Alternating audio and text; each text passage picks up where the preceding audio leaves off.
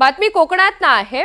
लोटेमधील Lakshmi organic चौकशीच्या फेऱ्यामध्ये सापडली आहे। राज्य प्रदूषण नियंत्रण मंडळाच्या 6 वरिष्ठ अधिकाऱ्यांची आता चौकशी होणार आहे आणि या सगळ्या संदर्भात पथक सुद्धा दाखल झालेले आहे।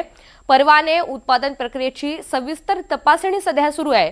कंपनीने इटलीमधील बंदी असलेल्या कंपनीमधील यंत्रसामग्री, तंत्रज्ञान आणि पेंट्स वापरात आणले असल्याच्या चर्चा सुरू होत्या।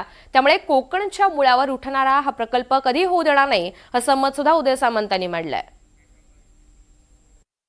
की कोकणच्या निसर्गाला डॅमेज करणारं प्रोडक्शन किंवा कोकणच्या जीवनावर परिणाम करणारं प्रोडक्शन जर एखादी इंडस्ट्री लोटे परशुराममध्ये नाही, कोकणाच्या कुठच्याही भागात जर निर्माण होणार असेल तर ती आम्ही व्हायला देणार नाही। नंबर 1।